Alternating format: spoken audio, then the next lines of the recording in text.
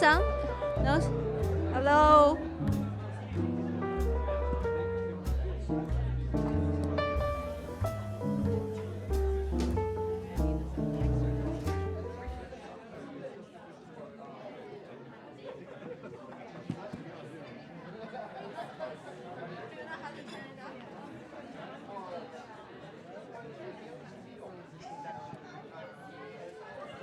Uh, Can you say something? Testing? Hello? No, right? I don't think so.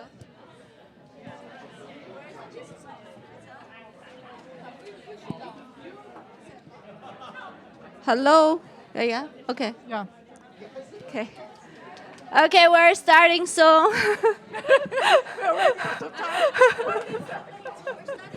We're starting right now, so please take your seat. Okay. All right. So good evening, everyone. Welcome to this very exciting event on the shaping the future of citizen data from insight to action. My name is Yong Yimin. I'm from UN Statistical Division. I'm responsible for the global monitoring of SDGs. So I know, after long day, many of you started your event from 8 o'clock. You still come here to this event, meaning that you're very excited about it and you want to know more about this event. So, why we're here. So we are at a very important crossing road. We're facing enormous data challenges at the meantime and also exciting in opportunities. Tonight we get here, so we want to explore what is citizen data and why and how we can tap and leverage the power of citizen data for a better world. So the latest SDG report shows that only 15% of the target is on track to be achieved by 2030. And one of the biggest obstacles is the lack of data and information, particularly for some very important areas such as climate change, gender statistics. Like less than half of the world's countries have comparable data in these areas. So lack of this information basically hinder we are achieving the SDG, also leaves marginalized communities and vulnerable population group behind. So we know that we have to work with new data sources and new data partners. So why are we here tonight at this event? And great to see so many people, as Yongi said, after a very long and intense day. I'm Francesca Perucci from Open Data Watch, and it's a great pleasure to be here. So why this event tonight? We heard that there are serious data gaps and serious data challenges, and definitely citizen data can help bridge some of those gaps, but more importantly, they can help us achieve better more inclusive data systems and better representation for those marginalized communities. The way we look at citizen contribution to data is really throughout the whole data value chain across all the different stages of from how we decide what data we want to produce, to production, to data uptake and utilization and data impact. And we see that this is increasingly recognized as a way to address the many data challenges of our times. But citizen data are a lot more than that. Citizen data also offers the opportunity for citizens to engage and to have agency and to have power and control over the data they produce and over the data that are produced within the system. So there is a lot more than just filling data gaps. It's really giving agency to citizens and to marginalized communities. One more aspect that I want to mention is that we also witness an increased mistrust in data. And I think giving agency to citizens is also a way, and to communities is also a way to increase trust in data, to empower them to have that control and to participate in the governance, the overall data governance system, so that they can also see and see how data are used and, and increase that trust in data. Okay, so how did we get here? So through the beginning of the SDG process, we already engaged with civil society organization, academia, in shaping the SDG monitoring framework. And in 2022, the National Statistical Office, citizen, civil society organization, human rights institution, and the UN and agency get together, embark on this groundbreaking collaboration. So in Bangkok, we laid out the foundation, the way forward, and how we want to move ahead. And in last year here in New York, the Statistical Commission supported our work on citizen data. And in Hangzhou in April 2023, so the collaborative on citizen data was launched. In November, Copenhagen witnessed the first draft of the framework on citizen data. So today we're here.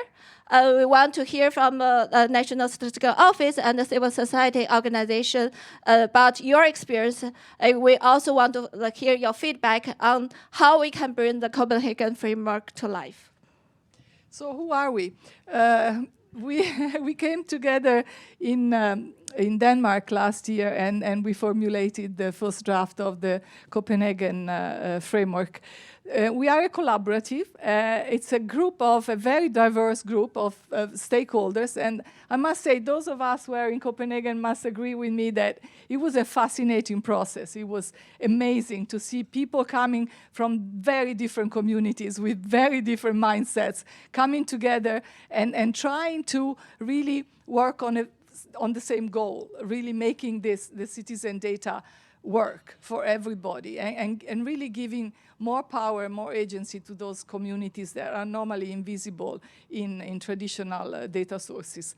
So we're a collaborative, very diverse group, representatives from statistical offices, civil society organizations, human rights groups, donors, foundations, very diverse group.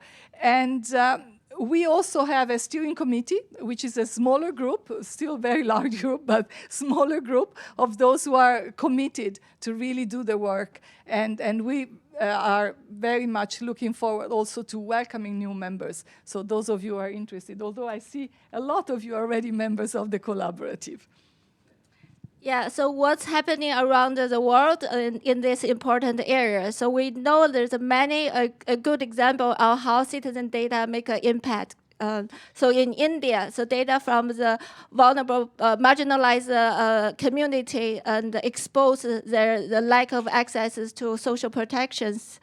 And in Kenya, the data collected by indigenous population and demonstrated their lack of access to healthcare and education, which triggered the action from local government and donors. In Ghana, so citizen science data on plastic waste, fill the data gap for one of the important SDG indicators, 14.1.1. This is just a glimpse of how the power of citizen data can make. So what we want to achieve today.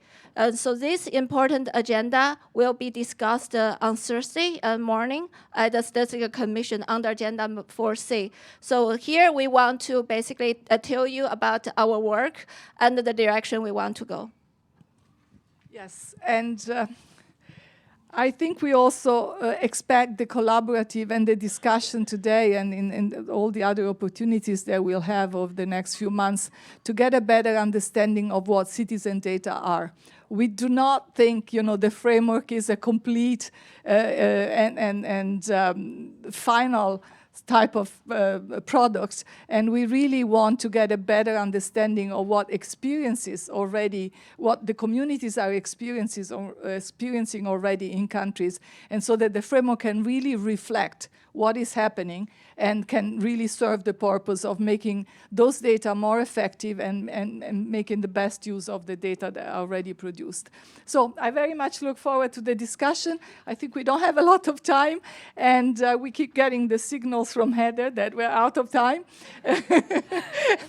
So looking forward to the outcome of the discussion. Yeah, before I step down, but I want to thank the collaborative members, experts, and the steering committee for their support and work together along this journey. I also want to thank the donor, Hewlett, Nora through Data for Now project, and we welcome more support from the developer partners. And I also want to thank GPSD for providing the venue and Open Data Watch for the reception and technical support. Lastly, I would really like to thank the International Disability Alliance on behalf of the stakeholder of persons with disability, provide the international sign language interpretation. So with that, I hand over to the moderator of this session, and Sarah Nalla is the team leader on data for rights and development from the Danish Institute for Human Rights. Over to you.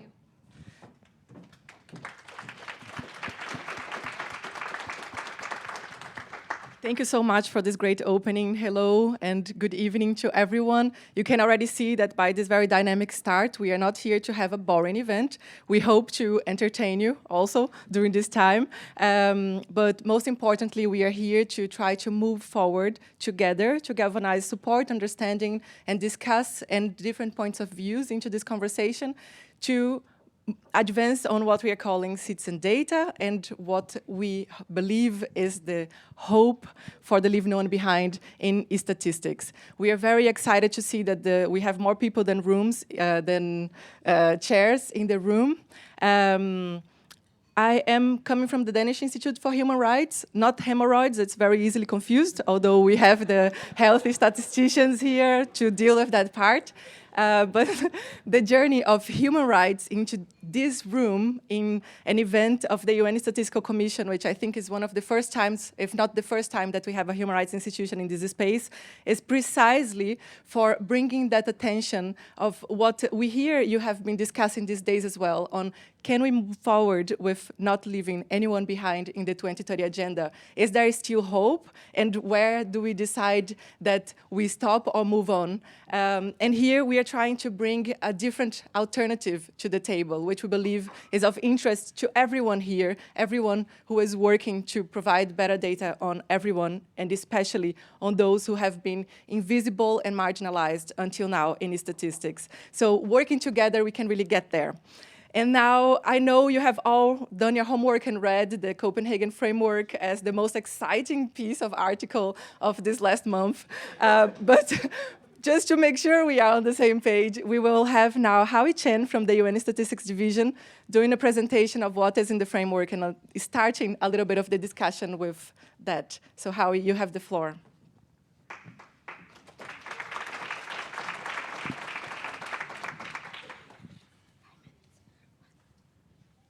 I was told that there was only 5 minutes for me. 6 minutes. Okay, so without further ado, let me review the biggest secret of the Copenhagen framework. I have to walk around because I can't see. Am I blocking anyone? No, okay. So we've already heard about filling data gaps for marginalized population groups. We've also heard that citizen data is not just about filling data gaps. It's about empowering, it's about driving change. It's about building trust, right? That's why we gathered in Bangkok. It was only, if you think about November 2022, it was only 14 months. Now today we have the Copenhagen framework on citizen data for everyone. For your comments, it's a long process, but it's a very short process. We're so proud, thanks to the partnership and collaboration. So why do we need a framework? In addition to the fact that I'm a statistician, I love frameworks. But when we started discussion in Bangkok, we have CSO, civil societies, NSO, human rights, researchers together. In an hour time, we realized we're talking about so many different terms, so many different things. We don't know what we're talking about. So we said, well, let's agree on something that we will work together moving forward. That's why we have the framework as a task for the collaborative to work on. So what is it? You have a printed copy on, I hope you've read it in the last month. It contains 4 parts. It's not just the concept and definitions. It talks about principles of citizen data. what kind of principle we should abide for citizen data. It talks about what is the nurturing, enabling environment for citizen data to thrive. And it also gives us a roadmap to implement. For the implementation, we want to bring the framework to life, not just stay as theoretical framework.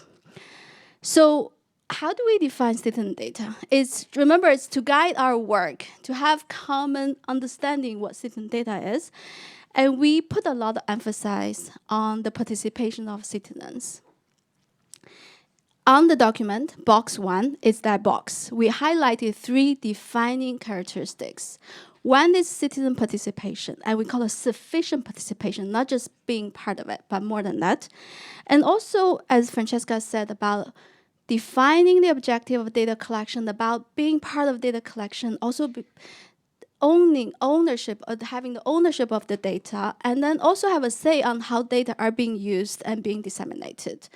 So it's really important in the definition. It's about citizens, how they are sufficiently engaged in the data production process. So we borrowed the idea from urban planning in the 50s and further on in the 60s on economic development, how we bring citizens. There is a ladder of citizen participation in major decisions, and then we brought it in to have it work adapted for citizen data.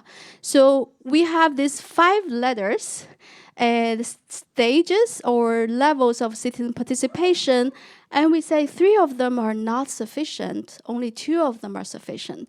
So think about it, if we're having a town hall meeting, informing everyone it's happening, is that sufficient engagement of citizens? This is a question. So this is a really important part of the definition. Now, principle of citizen data, look at, we have 10 of them, and they look familiar, right? Because we just had a discussion in conference room 4 in UN about fundamental principle of official statistics. And so these 10 principles came from a number of principles that are already there, including the fundamental principle for official statistics, including the principle for citizen science, and including the human rights approach to data. And we also talk about a set of enabling environment. And then there are many things that we all know it's important. It came out so many times. We talk about, for example, human capital. I will pick a few. What are the capacities that's needed for NSOs and CSOs to work together? And we talk about data quality. That's fit for purpose. So we talk about fundings. CSOs, communities do not by default get funding from the government. So how do we really make sure that it works? And they get sufficient funding for sustainability. So how do we move forward? It's about partnerships, and mobilize resources. It is about testing the framework, finalize the framework. We really want to make sure the framework works for everyone. It doesn't stay as a theory. And then we would like to really help support communities and countries in implemented framework. Ideally and ultimately to have similar structure of the collaborative that would work in countries as well. So moving forward, we have a year to test and pilot the framework. And then we will bring the framework, revised, refined framework back to the Commission in a year time. And then we will start implementation, capacity building, rapid, yes. Now, a few words, Francesca already said, we have a collaborative. Our function is to be a platform to exchange knowledge, to work together, to support capacities, to build capacities, to work on methodologies, and just to be together, really support each other, and proudly our steering committee members' logos are right there. Lastly, we really want to hear from you. So, as Yongyi said, Thursday morning, agenda item 4C.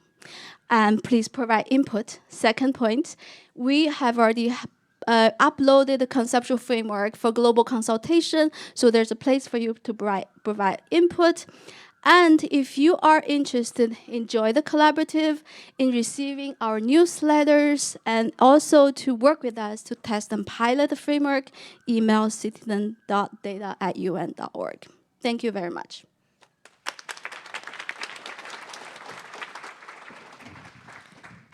Thank you, Howie. Yes, the lights were part of the entertainment, so nothing to worry about that. We have a long list of speakers today, and we have everyone has a lot of exciting things to say. So just to set the mood of this next hour that we will spend here together, let's try to talk slowly, maybe try to talk less, to respect also our sign interpreters here who are trying to catch up with everything that we have to say, and so that we can keep to the time. We have Heather here in front of us who will be kindly advising our speakers to conclude when it's time. So please, I ask in advance to everyone that will get the microphone today to please abide to that. And without further ado, I will invite now to the panel here. Finally, I'll have company. I will invite Pamela Molina first, the Executive Director of the World Federation of the Deaf. Pamela, welcome. Then I will also invite MacDonald George Obudo, the Director General of the Kenya National Bureau of Statistics. Hi, MacDonald. Please start coming to the floor here. Then next on the panel, we will have Piedad Urdinola, the Director General of Departamento Administrativo Nacional de Estatísticas de Colombia. Welcome, Piedad. And finally, we have Phil Crehan. Do we have Phil? Hi, Phil. The founding partner of COPA, which is the LGBTI Economic Power Lab, and he is also adjunct professor at the Columbia University at the School of International and Public Affairs. Welcome, panel. We are going to have discussions on two key topics that we have posed to them in advance, and we are going to ask you to reflect on them. The first one is around the experiences that you will have, that you might have had already on producing or generating or using citizen-generated data and citizen data.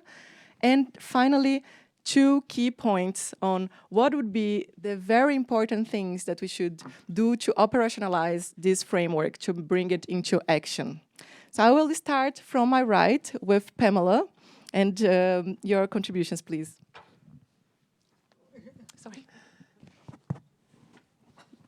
Yes, thank you very much.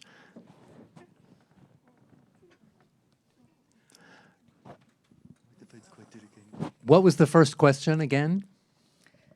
The first question is on which have been the experiences with the generation, production, and use of citizen-generated data, of citizen data. My bad. Okay, thank you, thank you. Thank you so much. It's a very grand pleasure for me to be here. I'm representing the World Federation of the Deaf. And there are about 70 million deaf people around the world. But there is a tremendous lack of data on these 70 million people and their experiences. It's really dire. So, for example, how many deaf people in surveys, how do we find out how they communicate? How many are native sign language users, for example? So the World Federation of the Deaf is sponsoring deaf-led research to collect data on deaf persons that would not otherwise be collected by hearing people in general.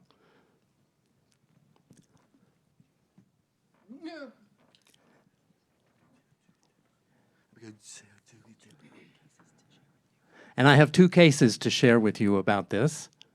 One example is that the WFD is currently carrying out deaf-led, citizen-generated, and intersectional research in Bolivia on barriers that deaf indigenous women encounter.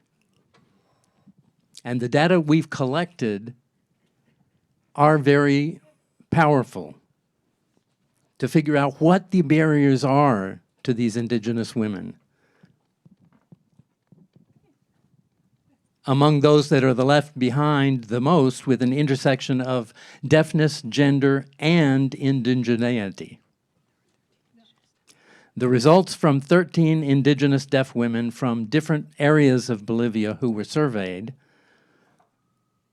most were raised by hearing families. Those hearing families who don't sign with them at all, and so communication is very limited. And they have no sex education, no family planning. They don't know what to do when they're pregnant, how they got pregnant. And they're in situations of poverty. They don't have accessible information, for example, about the pandemic and the COVID-19.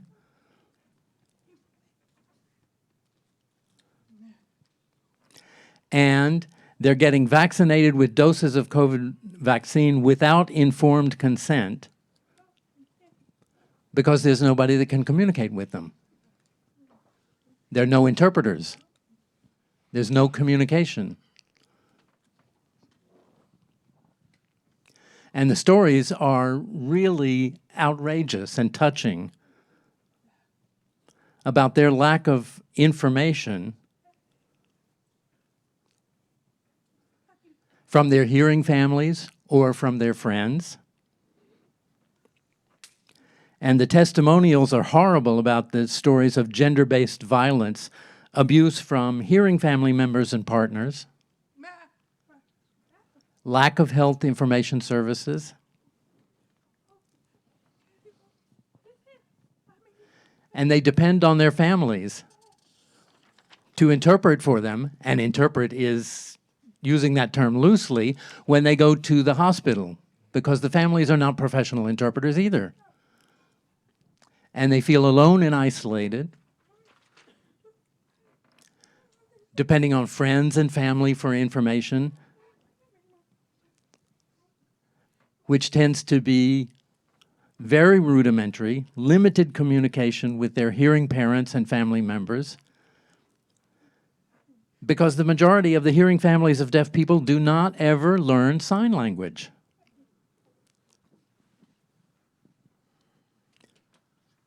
So the participants were very eager to receive the proper sexual and reproductive health education workshops in Bolivian Sign Language, which shows the necessity of providing cultural and linguistically appropriate health information in their native sign language.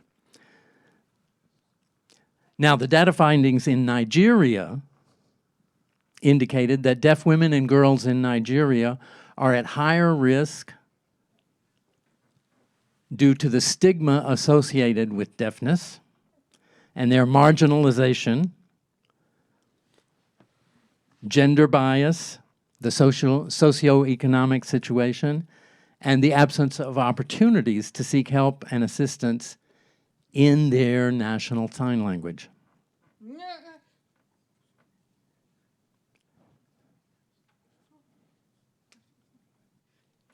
Deaf experts need to be hired in the hospitals and healthcare facilities and the government's health departments to advise and support deaf-inclusive public policies and programs.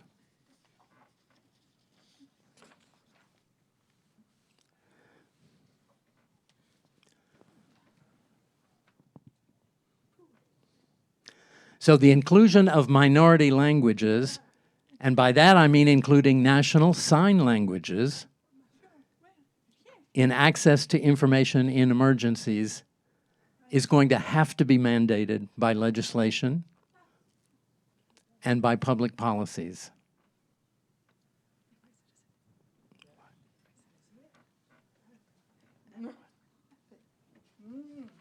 Thank you so much, Pamela.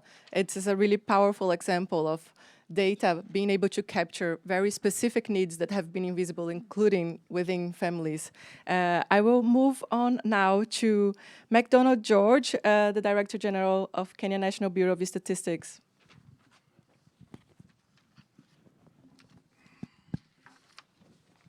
Yeah, so I'm to give the Kenyan experience, and first of all, I'm excited that from the presentation that we saw here, the idea of citizen data was not there before.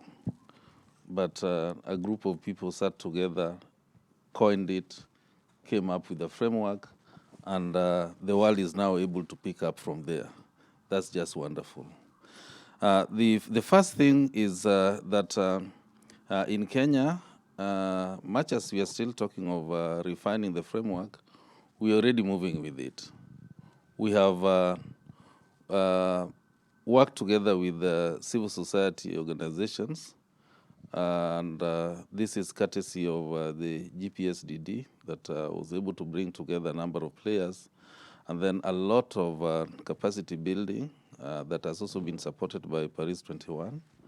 And so in the process, we had to come up with the criteria for looking at what is coming from the civil society organization in terms of statistics, because at the end of the day, a Bureau of Statistics anywhere around the world is meant to deal with the element of methodology, element of standardization, and allows comparison beyond the borders. And so that is one thing that we brought into consideration as we are trying to look into what is it that would admit as fit for use in terms of statistics.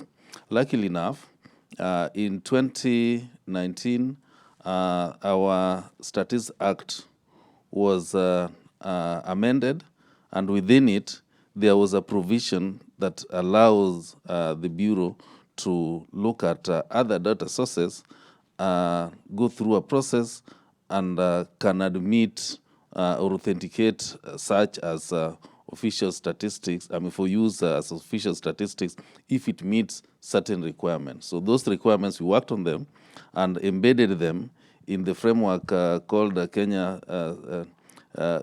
Kenya Quality Assurance Framework, the KSCAF, which we also developed and launched to the public. So the public is aware of the existence of it, and we are also sharing it with the civil society organization and other players in the private sector so that they understand what it is to generate statistics.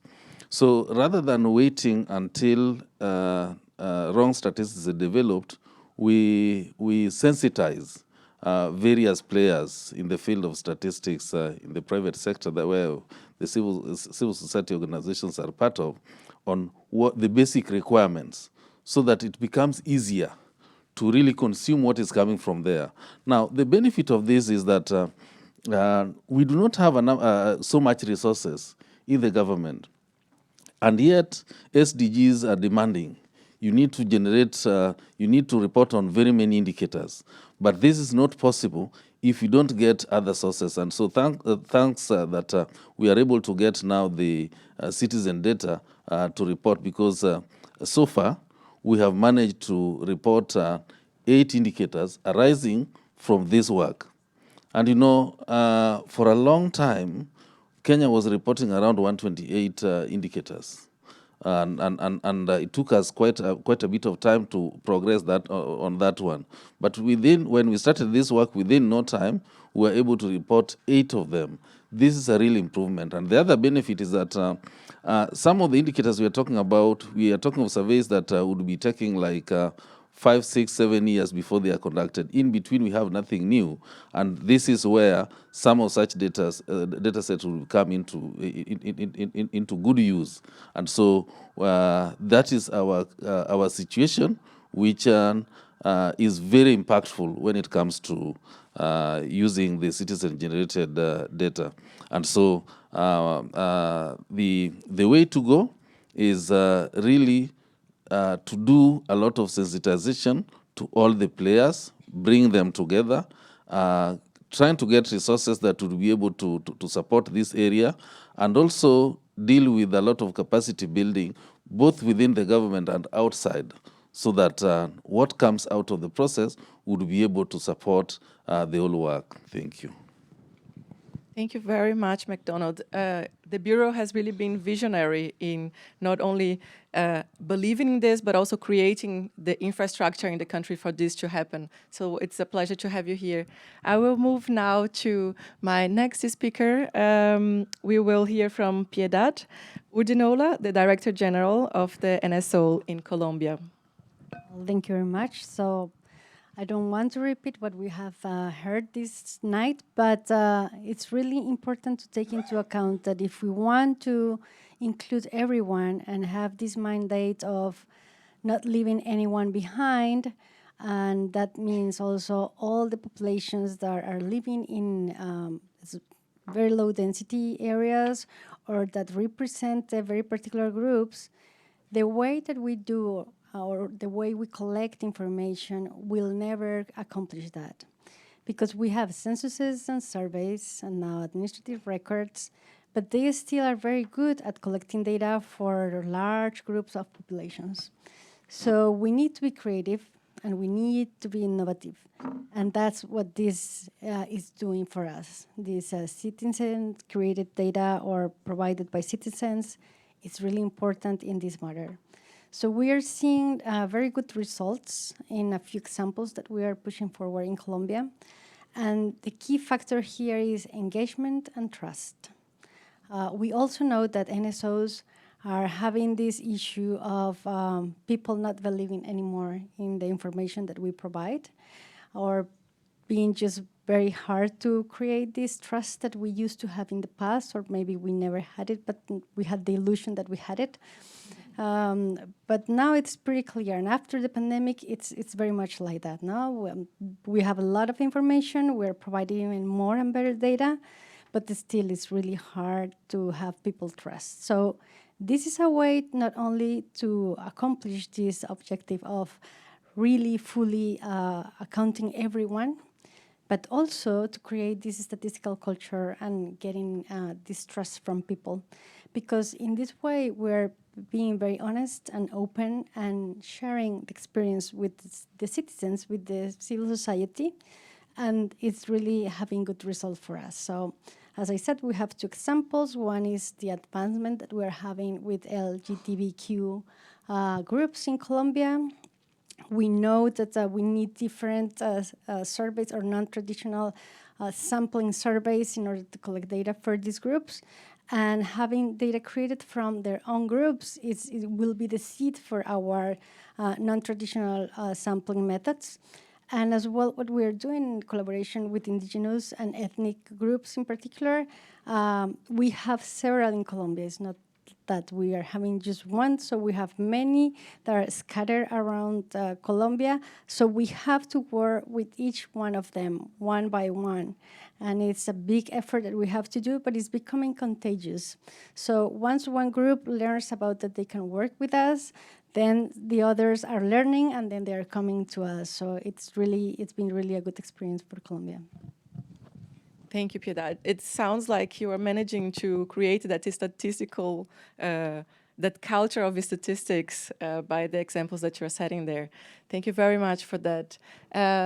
Lastly but not least, let's hear from Phil, the adjunct professor in Columbia University and also the founder of COPA. Yeah, thank you. Hi, everyone. Good evening. Listen, I have a great task, putting 3 years of my life into 3 minutes. So let's do this. Thank you so much to the Danish Institute of Human Rights as well as the Statistical Commission. I'm really excited to be here to talk about data on the lives of lesbian, gay, bisexual, transgender, and queer LGBTQ plus people. I want to give a shout out to my colleague in Belize. His name is Caleb Orozco. He's with the United Belize Advocacy Movement. He and I are really working in Belize and the Caribbean with citizen-generated data for queer and trans people and how to activate it. So I come to this space in the Caribbean and with the data question when I was a principal investigator of LGBTQ plus socioeconomic research across 12 countries in the Caribbean, in the English-speaking Caribbean. And I was working for an organization in London called Open for Business, and they said, what is the cost of homophobia? What is the cost of transphobia? And of course, when the state excludes LGBTQ plus people or any group of people, there will be a cost in addition to a significant human rights issue. But to do so, I really looked at the data that existed and said, as well as a macroeconomic model by the World Bank on the cost of homophobia, the cost of transphobia, and I said, what data do we really need to plug into this macroeconomic model and to come up with an estimate? So what was of crucial importance is that I pulled together 28 organizations and experts from the region engaged in participatory research methods and said, how do we really come up with the most important themes that are important to your lives, and particularly as it relates to this costing exercise, this macroeconomic model. So at the end of that effort, yes, we had tons of data, mixed methods, qualitative, quantitative, surveys, and in-depth interviews with business leaders. And then I was able to estimate that 2.1%, around 2.1% of regional GDP is lost due to LGBTQ plus exclusion. And then there was this moment of, so what? So what? We have this research. Is it just going to sit there on the shelf? Is it going to sit there online? What do we do with it? And because I engaged in participatory research methods and had a lot of great partners in the region who were just doing fantastic work on the ground, we said, let's activate this. Let's pull together all the research in the region on LGBTQ plus exclusion and human rights, and pull together every stakeholder we can possibly get there, including government, civil society, lawyers, regional courts, and every level of economic development. I mean every level, from bilateral aid agencies to the Caribbean Development Bank, to the Inter-American Development Bank, to the World Bank, to the IMF. It was huge, and it was quite successful. There was a lot of energy, and what we had was over 100 interventions, really grounded in data, really grounded in the challenges that the community faces, and said, when you go back to your countries at the domestic level, how do we really activate this new pathway that is really, again, really based in the empirical? So we're now in a stage of doing this in a number of countries. We've by far the most advanced in Belize, and two things are happening here that's important for citizen-generated data. The first is that we're doing another national diagnostic. So with the regional data that I generated years before, we took the Belizean part of that, and we're really looking at economic exclusion. And we want to put this into the framing of economic exclusion. What does that mean when people face this in the labor markets, in their family? We're able to really do very complicated analysis and regressions, bivariate analysis, multivariate analysis, and that tells us that there is clear links between socioeconomic exclusion, violence, and poverty. And I'm getting the thing to wrap up. Perfect timing, because that leads into the last thing. With that diagnostic, we're trying to have an economic roundtable to, again, put this narrative strictly, when it comes to how do we use data into an economic framing, what institutions must be at the table. The last thing, perhaps the most long-term and challenging, but most rewarding in my mind, is that we have a partnership with the NSO in Belize, and that's Statistical Institute of Belize, SIB. And they said, we want to engage in nationwide data collection. We want to do it ethically, we want to do it cutting edge, we need the expertise. So that is what I am providing with my colleague in Belize and my colleagues with CAPA. And they said we need the money to do so, because all of this costs money. So what we did was we connected them to our contacts in the World Bank, and now they're engaging in giving technical cooperation so that they can undertake this. And let us remember that these banks, these development banks, are there tasked to be working with statistical offices, amongst many other things when it comes to data and poverty. Thanks. Thank you, Phil. You bring the whole of society approach and the importance of bringing all of those pieces together. And while you say it, makes me think of something very interesting, that the Leave No One Behind agenda has been there. I mean, the commitment started officially in 2015, but this is, I imagine, a commitment for life. But you would find that such striking, important examples of operationalizing such a concept that it's incredibly hard to do and that everybody is struggling to in the statistical community. So it's something to be really proud of, I would believe, in this community and in everyone that is here today in trying to do that even more. So thank you for that. We will have to move on to opening up a little bit to hear from the floor. Before, I hope we still have at least 1 minute for you to have again one last round of sharing your key points for turning the Copenhagen framework into action. So please think about what you would say with your 1 minute. And in the meantime, I would like to open for the floor, starting with some who have already demonstrated interest in sharing with us as well from a statistical office's perspective. Starting with Italy, with Monica Pratesi, the director of statistical production of Istat. Monica, please.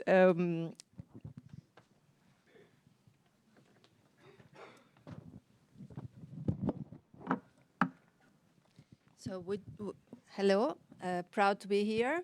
And I think that Sayonara wants me to explain something about ISTAT experience or to be provocative and asking questions to them.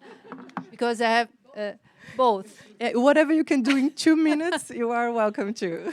Okay, so ISTAT had experiences in public consultations. Maybe you know that ISTAT, before the SDGs indicators, carried out what we call BES indicators that are equitable, sustainable well-being indicators. And we found out the dimensions of them using public consultations. So in the latter described by Haoi, we were we would say at the first step. Then we did other experiences, collecting data on LGBTQ plus communities, on Roma, Sinti, and Caminanti communities, and on violence against women, being this time on the fourth and fifth step of the ladder, that is having partnership with civil society organizations and also following, in some sense, self-determination of citizens in producing data. But given that, I think that in a more general sense, we need to renegotiate the agreement we have with citizens, because in official surveys, a response rate is declining, not only in Italy. I have read Financial Times 2 days ago about response rate of labor force survey. So my provocation is, don't you think that we need to have not only citizen data, but citizen statistics? That is something that is related to a new way of collecting data. So promoting a new strand participatory statistics. So data means given by someone. Statistics means something else, means something more processed, more elaborated, something following quality principles, something, if produced by national statistical offices or statistical systems, something that has to follow FPO's fundamental principle of official statistics that maybe can be redefined. And that's all. So my provocation is from data to statistics. Thank you, Monica. And I will encourage also everyone who is intervening here to please feel free to dialogue with both what all the panelists have been saying, but also with provocations such as from citizen data to citizen statistics and everything else that will come forward. I will now travel to Ghana to hear from Samuel Anin, who is the government statistician of the Ghana Statistical Service. Samuel. Thank you very much, and good evening to you all. Indeed, it's a pleasure to be associated with this conversation. I was in Copenhagen ahead of the conversation on the framework, and I did indicate there that this is somebody who is converted but still has reservations on citizen-generated data. Indeed, my position here is to further endorse the framework exercise that is ongoing, and I pick this from 3 perspectives. The first perspective is what Francesca talked about earlier on. We need to see this conversation along the entire value chain. And here my emphasis has to do with around issues of data stewardship. What we are not really reflecting more is the resourcefulness of citizen-generated data from an unlimited point of view. We are all statisticians in this room, and I think all that we're thinking about is how we can produce more data. But what citizen-generated data is doing for us is helping us to put into action the statistics that we're putting out there. In my mind, if you think about the externalities around citizen-generated data, would all support this movement. And at least 2 things that we can think about from this room, and I'm happy Pamela is on this call. What citizen-generated data is doing for us is bringing back dignity, it's emphasizing the inclusiveness, and more importantly, citizen-generated data is getting us closer to the citizens through a job creation mechanism. The second thing that I want to emphasize has to do with citizen-generated data connecting initiatives. Earlier in the day, we're talking about harnessing the power of data, and I did mention in that room that what citizen-generated data and the administrative data is really doing for us is to really harness the returns of the power of data. And this is where Ghana Statistical Service and other NSOs, including Kenya, is doing things differently from what we're doing previously. We in Ghana are taking the conversation forward. We are not just looking at things around marine, domestic violence, and waste. In recent times, we are using citizen-generated data for evaluation of government policies. The first time we talked about this, people were saying that, how do you deal with biases? The good thing about this framework going forward is that it gives us avenue. For instance, we can use triangulation, even if citizen-generated data has its own challenges, use triangulation between citizen-generated data, administrative data, and other data sources to bring back whatever representativeness, the quality assurance that we're all going to get from FPOs. So I leave here by saying that we need to support the effort. I'm happy we have a 1-year window to ensure that the framework is well established and is going to be part of what we do. Thank you very much. Thank you. Thank you, Samuel, also for encouraging us to not stop at the challenges, but actually find a way of moving forward with them in the field of citizen data. Now I will welcome Emma Anning from the Office of National Statistics of the UK. Emma is the Deputy National Statistician and the Director General for Health, Population and Methods. Thank you very much, and thank you to all of the speakers. Like everyone has said, it's a real privilege to be part of this conversation. In the UK, we have been reflecting on what the last census has given us in this context. What we found in the last census was that in order to bring in people who typically are at the fringes of society and are less trustworthy of a central survey, central data collection, to try and bring them in through the language of doing it for your nation or even doing it for yourself was not a hook. People did not respond to that.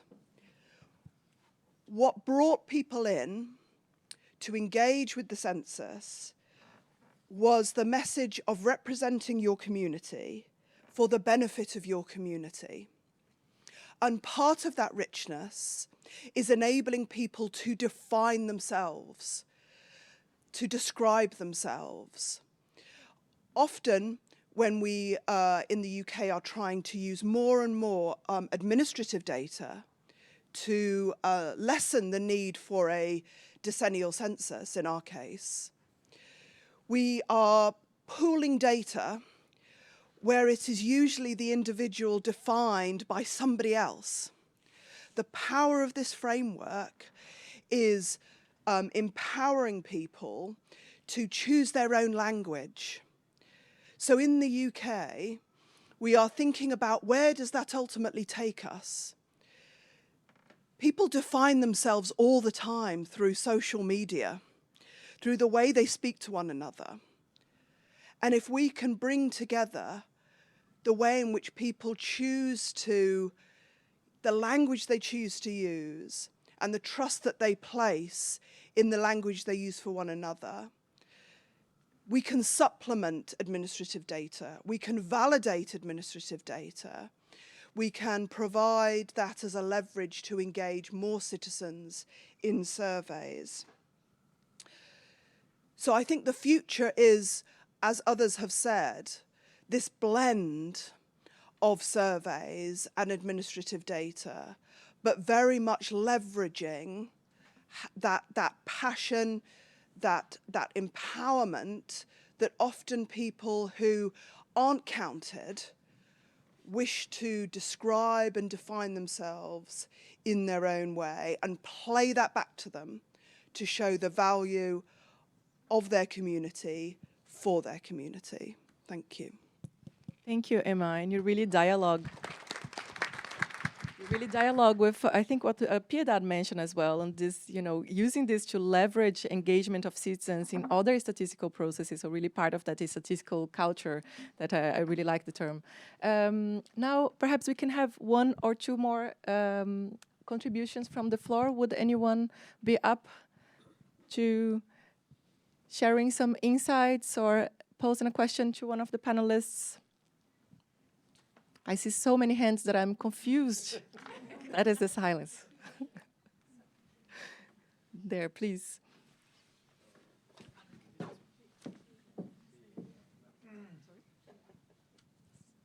Hi, thanks. My name's Sarah Lucas. I work for ID Insight based in Nairobi. We've heard so much about definitions and conceptual frameworks, but I'd love to hear a little bit about the methodological challenges associated with getting better data about people that are so often unseen.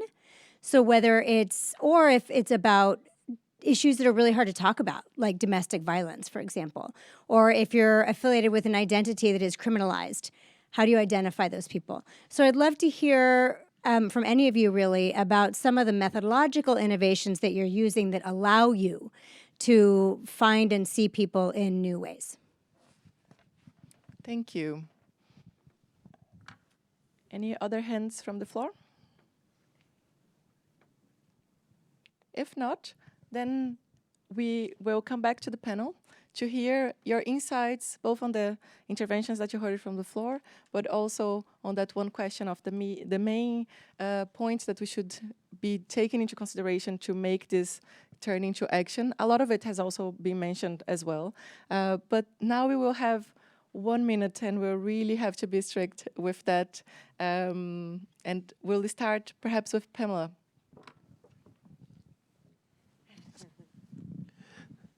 Oh dear, starting with me, okay.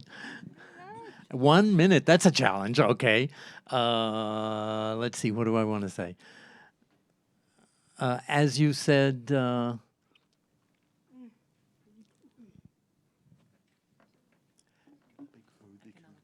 economic development must include data. And that means including the people who collect the data. And you don't see that happening in many countries. Excluded groups need to be brought into the system. And the government statistical office has to bring those people in. It's their responsibility. And that includes disabled people. Let's say it right away.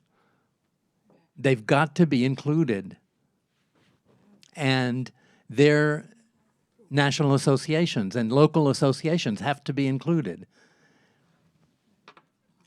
And then it'll bubble up from there. And then you have to fund them. That's the other thing. You can't expect them to do it without funding. So that's my 2 cents. Thank you. Thank you, Pamela. And I think you kind of addressed the very last question about the methodological aspects of it. Bringing people into the conversation is the very least and first step to finding out the solutions on how then to identify those groups, how to deal with those complicated questions that we will find on the way. So thank you, Pamela, for that. We will pass now to McDonald George. Thank you. Now, I think if you are really to address the issue of leaving no one behind, the CGD is a good way to go because, you know, we are talking of cases where we deal with the people right at the grassroots level. And so they apply to be considered right from that point. And so the data that comes from there would get proper use because at the very beginning, from the onset, it is designed to solve or give certain interventions. And so when it is done at that level and it comes back to be used again to the same community, it becomes very impactful. Could be more impactful than what we are even getting from the official statistics because some of them are actually just lying on the shelves and not getting any proper attention. So that is very, very important. And so it's a question of bringing together all these players together and sharing with them the norms that would help us get to that level of generating good statistics. The other point is on they need to have some legal framework that cements the whole thing. You know, like I mentioned that in Kenya, our Statistics Act is already providing for how to bring on board the element of data collected from elsewhere. And we are able to authenticate it as official statistics so long as we are satisfied with the processes that are undertaken. The last thing is, of course, on the resources, which are very crucial for this. You know, we have to invest in it for if you're to get better, and it is the route to go. Thank you. Thank you very much. And I think we are getting to a theme here of the life of data that is really crucial, seeing it from that perspective as well. Piedad, I'll move on to you. Okay, thank you. Well, just to respond to your question, there's no other way but working with organizations and with the communities. So if we need new definitions because the old ones do not apply to these populations. So we need to sit down with each one of them, and we need to build up trust. There's a reason why also they had not been in touch with the government, and we represent the government. So we need to build this trust with the communities and start working on what they really need to collect, which is the important data for them, not from our perspective, but from their perspective. So let me just give you an example. A particular indigenous group will never, ever, ever have floors like ours because they need to be on contact, like direct contact with the ground. So for any poverty measure that we have, that makes no sense, right? But that's how they live, and that's what we need to be collecting. So that's the only way, just working with them and following these, creating these new categories, creating these new methods as well. And just to wrap up everything else, I think the power of data is visibilization, as we have spoken the whole night. It will show many important aspects of these particular groups, and data and statistics are definitely enablers of human rights, just basic human rights. Not accounting for many people is not opening the data for them to be recognized in the whole system. Thank you, Piedad. Really a critical aspect there. And one of the issues that is brought up in the framework as well in using citizen data as a leverage for recognizing the level of recognition of rights. Last but not least, Phil? Yeah, I'll jump in. I'll try to answer that, in my opinion. It's a great question. Methodological challenges, there are many. I think from an NSO side or any national diagnostic research side, data collection, if the only expectation is to ask better questions of identity to later disaggregate, that's not really going to get you there, because if you don't have a knowledge base of targeted data collection towards specific populations in terms of what really works, I think having that knowledge base really helps then later on to do the more nationally representative stuff. So it goes together targeted, and then how that can lead into better nationwide data collection to reach those considered hard to reach, and doing the disaggregation that is needed. I'll try to say what going forward, and I'll be quick. Okay, so recently I was looking at the Cape Town Global Action Plan for Sustainable Development Data. How wonderful. It's great on paper. When I was looking at it, when trying to translate this to LGBTQ plus people, it's going to be a little hard because this framework isn't really geared toward populations, right?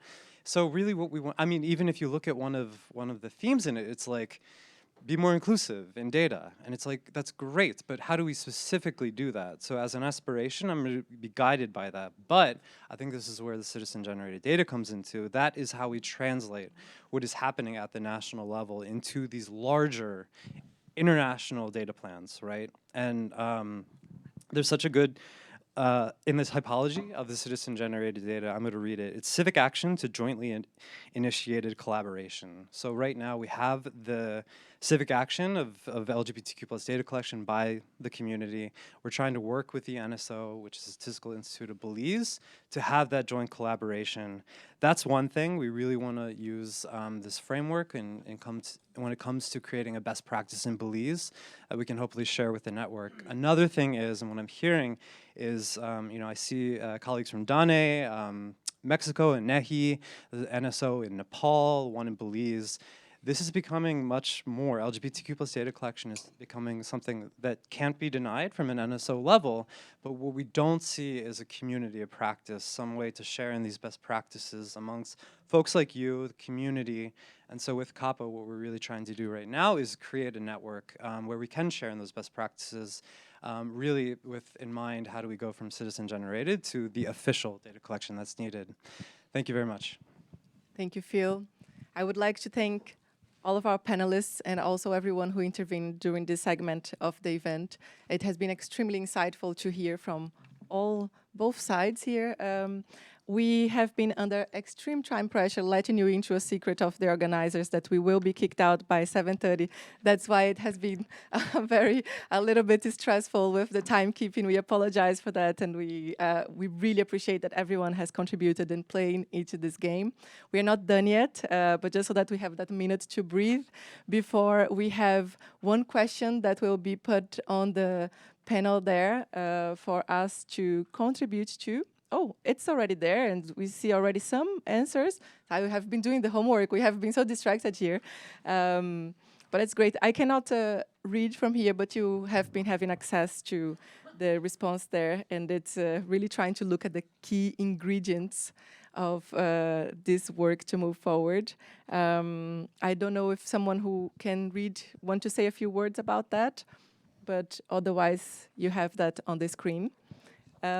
In the interest of time, we are moving on. That's the signal that I get. We are going to our very last part of the event tonight, and I would like to invite Jenna Slotting from the Global Partnership for Sustainable Development Data and Papasek from UN Women to give the final remarks, the closing remarks of this event.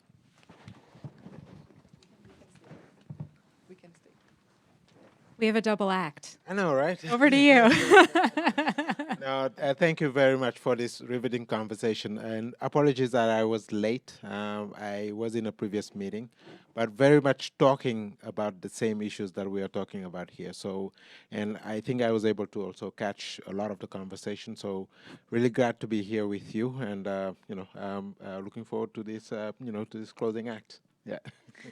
So my job is to give you sort of one takeaway. I'm Jenna Slotin from the Global Partnership, and we, with all the partners gathered here today, have been working on citizen data for a long time. And what really struck me from the conversation was the move or the shift from consultation with citizens to collaboration with citizens. So that's the core theme. And what we heard from all the speakers and from all of those who contributed was that shift brings about several key outcomes that are incredibly meaningful. We heard from Pamela about how that shift brings dignity to people. We heard from Kenya about how that engagement leads to empowerment for citizens. We heard from Colombia about how that collaboration builds trust. And we heard from Phil about how that collaboration can lead to action.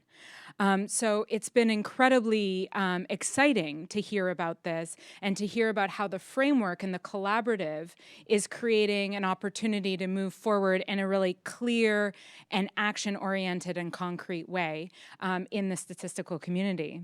So now, Papa, even though you joined us a little late, I know that UN Women has been working tirelessly for many years on citizen data. So tell us why you guys are so excited about this topic and what you see happening in the next decade, even beyond 2030. Yeah, so for us, essentially, UN Women was created in 2010 due to civil society organizing, advocacy, and engagement. So working with civil society has always been part of our DNA. So I think the extension to data was natural and also necessary. So, we're also learning a lot as part of the process. As part of the Women Count program that I lead, we've learned a lot about, how to provide, program support to gender data ecosystems and bringing essentially, I think, a constituency that is absolutely necessary. just some of the characteristics of citizen-generated data that appeal to us at UN Women. Just some examples. One is, I think, something that has been talked about here, which is the diversity of voices that it brings from, marginalized groups and so on, which is really important and does not come across in statistics, in official statistics. The fact that it's mixed methods, right? So sometimes we don't need standard errors to tell us whether what we're doing is right. I think we need to hear those voices on the ground. And I think that's something that we get from citizen-generated data that is really critical to understand context. Data use.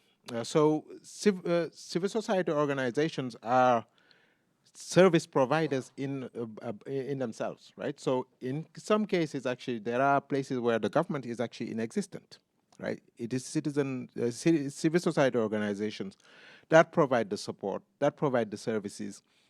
So who better than them to actually collect the data and use the data that they are providing? And finally, the last one that I will mention is a bit more provocative, but there are instances where, we actually don't want to hear from the state. If the state is the villain, you don't want to hear from the state. I think we need a more neutral voice to actually come in and basically, provide us with data, with information. And, again, this is not to say anything to my friends, the official statisticians here, but it's just reality. So, again, it's excitement for us. It's also a learning process that we really aim to continue. So, just to close, I think, again, I really appreciate the work that the collaborative have been doing so far. And particularly, I think, with a huge shout out to UNSD for the leadership role that they've played here. But I think we all have our part to play. I think for me, if you ask me about the 10-year arc, I think it is growing this movement, right? Growing this tent is, I think, what really we need to do. I think it starts probably, given that we are at the commission, it starts with this new commission, with this statistical commission. On Wednesday or Thursday, when we talk about item 4K, we want to hear the voices of NSOs, really supporting this work, and bring your friends also to this work. I think it's really important, and we look forward to it. Back to you. Thanks, Papa. So I have the pleasure of having the last word. Thank you very much to everyone for coming tonight. Thank you to the tireless work of all the organizations that are involved in this collaborative, all of the statistical offices that are trailblazers on the ground, all of the organizations represented here that are doing work with the communities that they are embedded in, giving the opportunity to citizens to raise their voices and be heard. I think that horizon, that look over the horizon of growing this community is meaningful. And I think seeing that start this week, seeing that embedded in a place like the Statistical Commission, which is truly the global normative place for these issues to reside and to be located, gives it a certain legitimacy and sustainability that we'll see well into the future. So that's incredibly exciting, and looking forward to those in the room who will be in the room for that to see endorsement. So thank you very much, and have a lovely week and a lovely rest of your evening.